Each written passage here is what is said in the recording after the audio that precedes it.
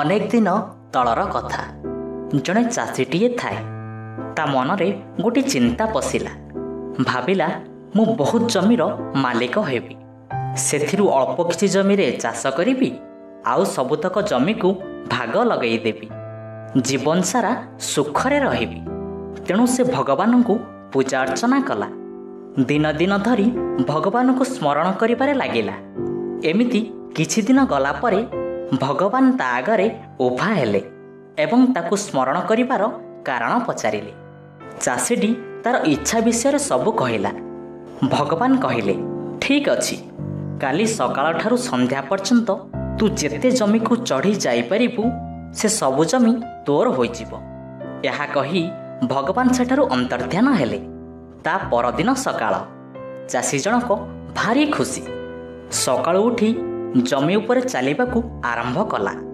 କିଛି ବାଟ ଯାଇଛି କି ନାହିଁ ମନେ ମନେ ଭାବିଲା, ମୁଁ ଚାଲି ଚାଲି କେତେ ବାଟ ବା ଯାଇପାରିବି।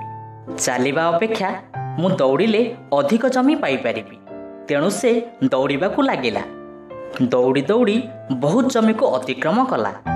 ମଝିରେ ମଝିରେ ଥକା ହୋଇଯାଉଥାଏ। ଟିକେ ବିଶ୍ରାମ କରି ପାଣି ଟିକେ ପିଇ ପୁଣି ଥରେ ଦୌଡ଼ିବା ଆରମ୍ଭ କରୁଥାଏ। ଏଣେ ସନ୍ଧ୍ୟା ହୋଇ ଆସିଲାଣି। ତେଣୁ ସେ ଅଧିକ ଜମି ପାଇବା ଲୋଭରେ ଆହୁରି ଜୋରରେ ଦୌଡ଼ିବାକୁ ଲାଗିଲା। ଦେହରୁ ଗମ ଗମ ଝାଳ ବୋହି ଯାଉଥାଏ। ତଣ୍ଟି ଶୁଖି ଯାଉଥାଏ। ତଥାପି ଦୌଡ଼ିବାରେ ବ୍ୟସ୍ତ। ହଠାତ୍ ତା ହୃତ୍ପିଣ୍ଡ ଅତ୍ୟଧିକ ସ୍ପନ୍ଦନ ସହିପାରିଲା ନାହିଁ।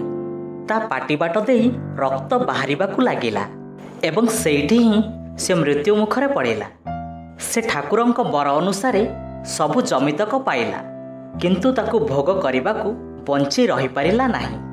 ଶେଷରେ ଅତ୍ୟଧିକ ଲୋଭ ହିଁ ତା ଜୀବନ ନେଲା। ହଁ ପିଲାମାନେ, ଆଶା କରୁଛୁ ଏ ଗଳ୍ପ ତୁମକୁ ବହୁତ ଭଲ ଲାଗିଥିବ। ଯଦି ଏ ଗଳ୍ପଟି ତୁମକୁ ଭଲ ଲାଗିଥିବ ନିଶ୍ଚିତ ଭାବରେ ଲାଇକ୍ କରିବ, କମେଣ୍ଟ କରିବ ଓ ସେୟାର କରିବ।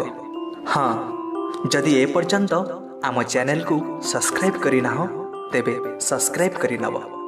କଥା ଦେଉଛୁ, ଏମିତି ନୀତିଶିକ୍ଷା ଓ ମନୋରଞ୍ଜନ ଭିତ୍ତିକ ଗଳ୍ପ ଆମେ ସବୁଦିନ ଭେଟିଦେବୁ।